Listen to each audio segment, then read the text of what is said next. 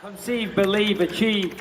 This is former UFC middleweight champion of the world, Michael Bisping. Paddy the Baddy here. You're listening to Combat Sports UK. And you're watching Combat Sports UK. Hello, I'm Scott Bogie from Combat Sports UK, here with Torrez Finney, ahead of his Dana White Contender Series fight against Cam Roston on the 20th of August. How are you doing today? I'm doing great, brother. How you doing? I'm doing great. Thank you for coming on. How are you feeling ahead of this fight? I'm feeling phenomenal, man. Camp has gone really well. I mean, we're 10 days away. We're almost on the cusp, and the brother's really excited for the opportunity that's bestowed upon him on August 20th. And yeah, man, I'm really excited for the opportunity. And like you said, we're coming up to around 10 days from the fight. How does your training camp look at this stage? Around this stage is more of like, being comfortable, still assessing to the game plan, understanding, like basically crossing all T's and dotting all I's, man. We really just pin the fine details on the game plan and being prepared for what's upcoming next. But yeah, weight cut is mainly the main thing. And yeah, just, little details on the game plan. And do you feel like now you're ready for this? This is obviously your second time on the Contender Series. First time you got the victory, but you weren't given the contract. Do you feel like now this is your time? Yes, I'm really confident this is my time. Having the opportunity to be on the Contender Series the second time is a blessing. I know a lot of people really fight really hard just to get on there one time, and I've been fortunate enough and blessed to get on there twice. And yes, I definitely want to make the best opportunity of it. Winning on there last year and getting the finish was really big for me. But this time the goal is the same, but this time we're going to leave with the UFC contract. We're going to leave with the win, a finish, and a contract. Exactly. And how do you pick yourself back up? Obviously, you got that second round finish. How do you pick it up from getting that finish? You put your heart, you put your soul into that. You got the stoppage, but you didn't get a contract. How do you pick yourself back up? Well, you pick yourself back up by understanding that you can only control what you can control.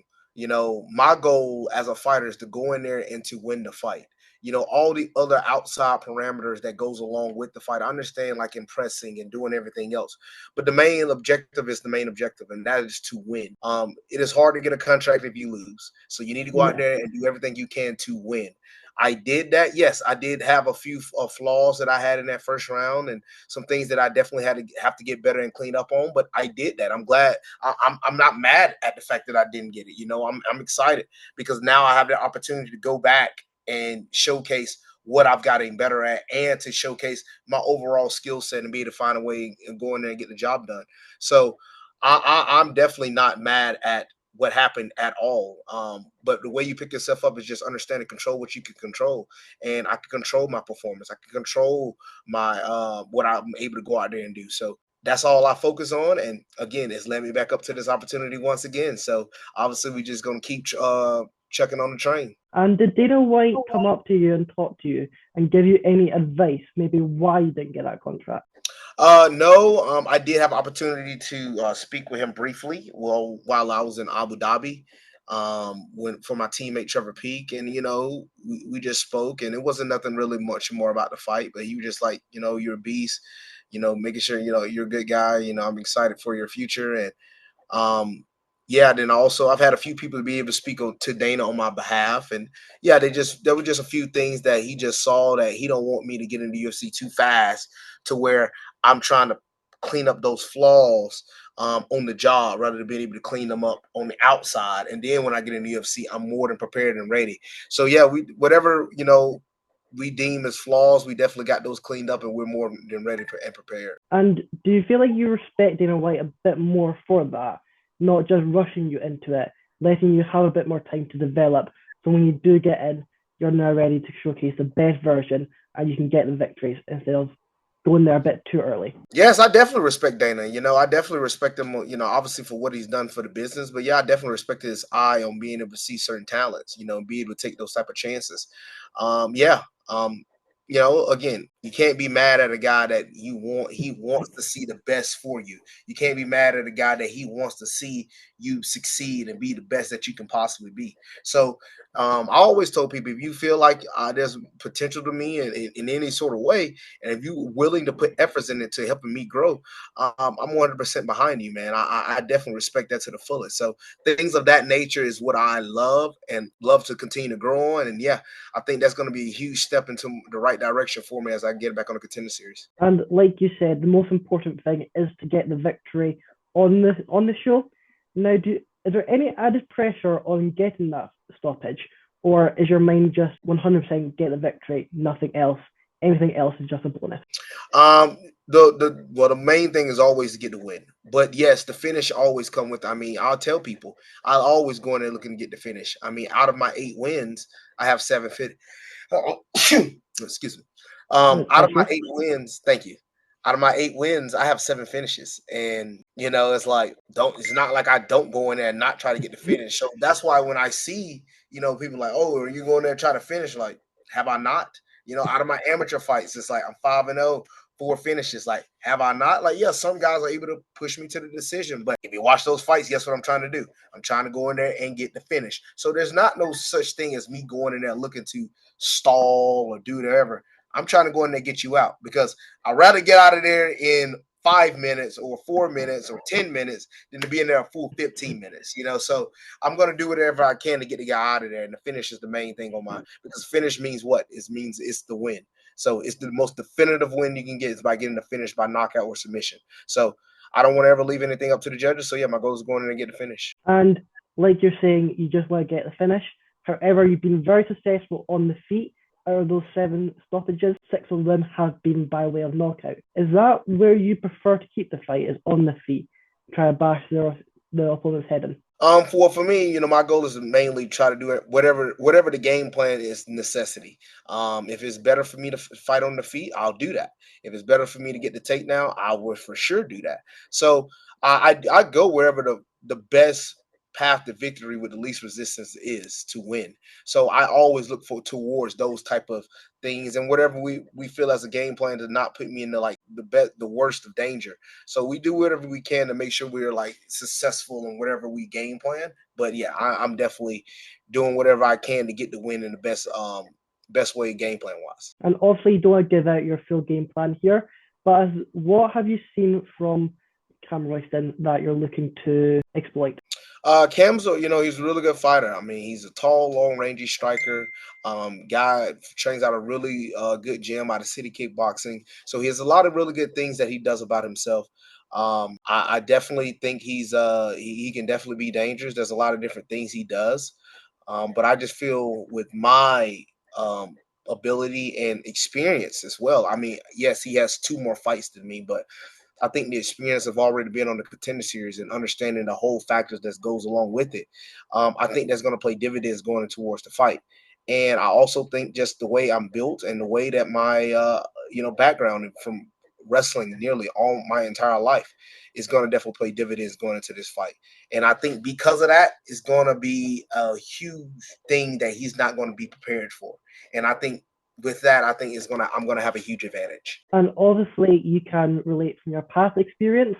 Is there any pressure when you get into that scene for the first time? No. Take that back. The pressure is always going to be between any fight, because the problem is you step into an cage and find another man against his will as he's trying to hurt you as well. So that pressure is going to always be there. Those nerves are going to always be there. And I always have pressure on myself. I always want to go out there and have the best possible fight that I can. I don't accept being mediocre, and I don't accept being okay. And, oh, well, I just got to win. Okay, who cares if you got to win? I want to be perfect in that win. So I go out there to be excellent. I want to be dominant. I don't want the fight to be close. I don't want it to be neck and neck. We going out to a brawl and it's neck and neck, and it could be 50-50. No. I don't fight that way. I fight the way to get you out of there the best possible way I can and to be dominant in that process. So because of that, I hold myself to a high standard. And yeah, does that have pressure? Yeah, because I have the pressure to put it on myself that I want to be perfect. I want to be the best possible fighter that I can be every time I step into that cage. So that's my type of pressure. But the nerves and all the extra stuff that goes along with it, I don't ever really. I've been a part of that world all my life. Like I've been a part of the wrestling world for so long. I've been a part of Yeah. the football world for so long, So being a part of sports for so long, having that high pressure, those high pressure situations, I've succeeded and I failed in both situations. So I know how it feels on both sides. And yeah, I push myself so I never feel that failing side ever again. And what changes have you got done since the last time you were on the show? I just feel like mainly personally is like confidence. I've already had a lot of the skill sets. Now, yes, I have got sharpened those tools. I have gotten better overall, both in my grappling for sure and my striking, definitely. But I would say my confidence. I think my confidence has grown so much now because I'm confident of what I think, having that bad first round against Yuri last year on the Contender Series was more of a blessing for me. It was more of like, okay, Finney, you went through, you got hit with some big shots, big clean shot. Now we settled down and you was able to come back from that adversity. And I tell people, my entire life is coming back from adversity. So seeing myself go through that and doing it once again was only motivating for me. And yes, I feel like now I'm more confident stepping to that cage against anybody. So I won't be second guessing myself. I won't be thinking, like, hey, am I ready for this? Is this too good for me? Like, I'm second guessing? No, there's no more second guessing. I am definitive that I am amongst some of the best fighters in the world, and I'm ready to be in the UFC. And like you were saying, you had a bad first round in that first fight. Do you feel like that has helped your career massively? Because you can go back, you can pinpoint some areas where you didn't really have the success, and you can grow from that. It's your first Yes. chance of adversity. Yes, 100%. I agree with you there on Scott. Like, yes, I can go back and look at that because I even go back and look at some of my wrestling matches where I was losing and going to that third period, I found a way to come back and get the win or I pinned the guy. And like even my state championships, both of them were close, had to come down to the final second. One came in overtime and I found a way to get the job done. So to see yourself push yourself through those high intense, high caliber moments, you see yourself go through that and you're like, you've been through it before, Finney. We're here once again. So now I approach it differently because I know how it feels. I approach it differently because I know what's going to be on that other side. I know how much grit. I could be dog, gassed out, tired, and I'm still going to push through to the other side because I understand I've been in that situation time and time and time again. And I love that. And I think that what makes you grow as a fighter. So yes, that moment in that first round is going to definitely help me for the rest of my career. I'm going to be probably, it's the fight game, man. We all want to be perfect, but if I ever end up in that situation ever again, I'm going to understand and know I've done this before. We've done this before. We can push to the other side. And yeah, that's the beauty of fighting, man. You got to love it. And how much do you value like the tape? Do you watch tape on your fights, and do you watch tape just on the fights or on the training sessions as well? Yes, I watch so much film. I watch film on my training sessions a lot. I watch film on my opponent a lot. I watch film on fights that could simulate how I've seen a fighter with my attributes fight a guy like his attributes, in previous fights from the Yeah. UFC or even Bellator PFL. So I watch all types of fights and break down so much stuff in detail because it comes from the football in me. I watch a lot of film. So I like to be ready for every single thing that I see. And because of that, I think that's why I'm always prepared when I step into the cage. And like you're saying, you have that football background. Do you feel like that has helped you in terms of getting in here? You know what it's like. You're always in the gym for the football. You have that team spirit in the football. You can escalate that in terms of in the gym. Do you feel like, and you also have to watch tape on your opponents for the football for the next game? You watch your opponents for the tape. Do you feel like those sports are kind of like interlinked? Mm-hmm. Yeah, you're right. They are very, very like interlapped together. I think the thing with like football is you watch as you're watching film. Obviously there's 11 other guys on the field. So when I'm watching that, I'm seeing like, oh, there's a lot of things that I have to take into account to why this person does this, or why this person does that, or why this play is like this, and why we might have to move or slant this way. But according to that, in fighting, there's only one person, but then you look at tendencies, and there's tendencies also in football. So why does he move this way, or why does he step like this, or why does he move like this on the cage, or why does he step forward like this? So I take all of that into account to get understanding, and then you watch so much tape. Now the beauty with this fight is Cam hasn't fought an MMA fight in 2 years. So I am expecting him to grow. I am expecting him to be better than what I saw in 2022. But also, there's the thing called tendencies. And there's just certain things that people do, even though, like, I have seen fights where guys they have a long layoff, and I see them fight in this certain year. Well, that's why I watch everything. I go back and watch your amateur fights. There's still certain things that they still do. I go back and look at fights in 2019, 2020. There's still certain things that they still do. So people still have these tendencies. They might have sharpened them up a little bit, but if you can really get them, once you get them a little fatigued, get them a little tired, they bring out those old tendencies and they come back real quickly. So that's the reason why I watch a lot of film so I can see, hey, this is a mistake you did 3 years ago, man. You still make this same mistake. People think they got things cleaned up until the fire gets hot.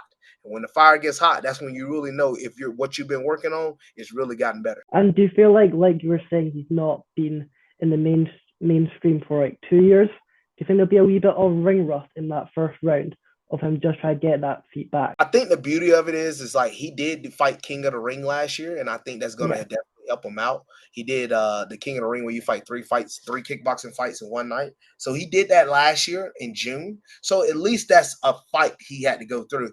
But MMA is different. I don't care what anybody say. I mean, it's completely different. With MMA, the grappling, the pressure, just 5 minutes, it's just completely different. And I agree, that's tough to fight 3 kickboxing fights. I mean, they were like 3 2-minute rounds, I believe, or 3 3-minute, whatever they were. I mean, that's tough. That's not easy, but it's still not an MMA fight. And to not have fought MMA in 2 years, I think that's definitely going to play dividends. And speaking a bit more about your amateur career and your early pro career, you were dabbling between the weight classes. You've had some heavyweight fights, some light heavyweight, some middleweight. Was that just because of how close the fights were from getting announced? Well, yeah, mainly it's because 1, it was hard for me to find fights, and 2, like starting off my amateur career, I still was dropping some of that football weight. So I just fought at light heavyweight until I was like, okay, I'm about to get ready to turn pro, so I'm going to eventually make that actual cut. And I wanted to make that cut as an amateur first before I put it on pro. Once you go pro, there's no turning back. So I wanted to make sure I did that that cut correctly as an amateur, which I was able and blessed to do. Then now I make it as a pro a lot easier. So yes, I did fight a heavyweight as well, and the reason why I had to fight heavyweight was mainly because I couldn't find an opponent, and that's been really some of the hardest things for me to do on the regional scene is find opponents. So yeah, that was some of those type of pushes and risks that I had to do and withstand, and yeah, I just had to make the best of it. So yeah, I'm a guy that fights heavyweight, light heavyweight, middleweight. I would say that because I've been going against guys 6'3", 6'4", 6'5" my entire life. So me seeing that type of height is nothing to me because I played against football against that and wrestled against that for a long time. So it's nothing new. It's nothing new. And like you're saying, you were struggling to find opponents in that regional scene. How do you cope with that? Are you just frustrated, or do you feel like you're not getting the opponents because everyone's just running scared? The way I look at it is, for me, is like, because again, a lot of this stuff is retracting back to football and wrestling, but wrestling, you wrestle 3 to 4 times in a week. Yeah. Football, you play a game every Saturday or every Sunday, depending on whatever you are for Friday. But you play a game every week. The thing is, with fighting, you fight maybe 2 to 3 times a year. So I don't get enough of those live situations, and I want more of those live situations. I want to fight. I want to be in the ring. I want to be active. I don't like long layoffs. So that's the reason why I was so blessed and happy to get that fight in May that I had on Combat Night. That I was happy to get that fight because I didn't want my first time stepping back in the cage to be right back on the Contender Series again. I wanted fights in between. Ideally, I wanted 2 fights. But I was able to get 1. So, but I'm happy for that fight because now that was just 12 weeks ago. So Yeah. 12 weeks ago, I stepped in the cage. Now I'm about to do that again in 10 days. In 13 weeks, I'm fought twice. So that's actually a really good timeline for me. I'm staying active. I'm staying on it. So now I'm not going to have that time to get out of shape and be all, well, let me restart this again. No, it allowed me to jump right back into it. And that's why I'm really happy about it. And when you were getting that fight in Combat Night, did you know that this opportunity was going to come, or did you have noise that it might happen, or did you have no idea? I signed the fight 4 weeks before that Combat Night fight. I signed the Contender Series, and we had options. The options were, one, you could lose. Two, you could get hurt. Three, you could have a bad performance. So what you want to do? And I said, I still want to fight. I wasn't thinking about too much of like those type of factors, because I was like, man, as I just said, I don't want the first time for me to fight to be back on a Contender Series. So I said, I have to get back in there and I have to step into the cage. And that's exactly what I was able to do. I was able to go out there, step into the cage and get the job done. And yes, it was a blessing because it turned out to be the better for me. It turned into a home run hit. That knockout was pretty viral and pretty big. So yeah, it was definitely worth it. And do you feel like that goes in your favor for Dana White's thinking? Because obviously he wants a fighter who wants to be active, who wants to stay in the cage, instead of someone who just fights once a year. Yes, I think it does. Definitely he sees a guy, oh, this man wants to get in there and scrap. And also, he's not scared to take risks. He's not scared to go out there and take chances. So, yeah, I'm that type of guy, man. And I definitely believe that I'm going to be the one to really make some noise in this middleweight division. And throughout your career, you have also been able to pick up titles. I think it was the AFS and the VF title. Mm-hmm. How was it getting your arm lifted and the belt around your waist? Yes, those are big for me, man. Being able to win a title, I've been on the winning side, in just about all sports I've ever played. So for me to win a title in MMA, that's actually was really big for me to see myself like, hey, you can get this job done as well in this sport. And it just showed nothing but, more confidence and hard work. And definitely, if you really want to do something in life, you can definitely go and take it to the brink. So that was one of the things that I definitely saw as I was growing in this sport, that, hey, if you can win a title in wrestling, you can win football championships, you can win this and that, you can win best player in this, you can go win a championship in fighting. And I was blessed to be able to go there and do that. And I think you're like 4-2, 5-2 as an amateur. When you were making that switch from amateur to pro, did you see that as kind of like a reset of your career? Well, actually, I was undefeated as an amateur. I was 5-0, but yeah, it was a reset. I mean, but it was just continuation of what we was already doing. I felt like I was doing pro things as an amateur. I was approaching my amateur fight like a pro. So there was never a time of me approaching my amateur fights and thinking, man, I don't know, I'm just going out here lollygagging. Like, no. I went out there with the same mindset that I have now. There's nothing that has changed. Like, I've only have grown in like how I look at things now, but the mindset and how I approach fighting, nothing has changed. Like, I approach it all the same way. And what was it that got you from being into football into getting into the cage? Well, COVID had hit, and a brother just felt like he still had a lot of things left in his athletic career. I really did. I felt like I had a lot more to prove. I told people, man, it's a little different than working out, just to stay in shape compared to working out because you have something on the horizon. Working out like you have a competition to look forward to. That is what I get the motivation out of. I get motivation out of like training. Like I do so many training sessions and extra sessions and sessions on top of sessions because I'll be so excited for what's to come. I don't look at it like, yes, I work out. Obviously, I work out just to work out. I do that. But when it's camp time, and I got an opponent that's thinking he can beat me, it's time for me to turn it up. So I get excited for that. Like, I love that type of journey and the camp part. So those parts for me is just excitement and enjoyment, where others, it could be a little different. Well, that sounds great. When are you looking to get back into the cage, as long as all goes well? Personally, I don't know. It's like I have to see. Depending on how I come out of this fight. Depending on when the UFC would like to match me up as well. So I really don't know. Right now, I'm just looking to first get this win. This is my main focus. Main focus first is August 20th, and everything else after that, we'll start looking to those accords. But yeah, right now I'm just focusing on Cam Roston. That sounds great. And you might not know this because you are just focusing on Cam Royston, but is there anyone in that middleweight division you're wanting to face first if you do get that contract? Ideally, whoever has the belt is the main guy I would always want to go to. But there's a fight that I feel like is going to definitely get made soon, hopefully. Like, I don't know how soon, but I just feel like I just got a feeling that once I get in the UFC after a few wins under my belt, I feel like I'll be seeing Bo Nickel one day. I really do. Well, that would be a great fight to have. We'd love to see it. Thank you for coming on. Good luck for your fight on August 20th. I hope you get that contract and get that victory. Thank you very much, Scott.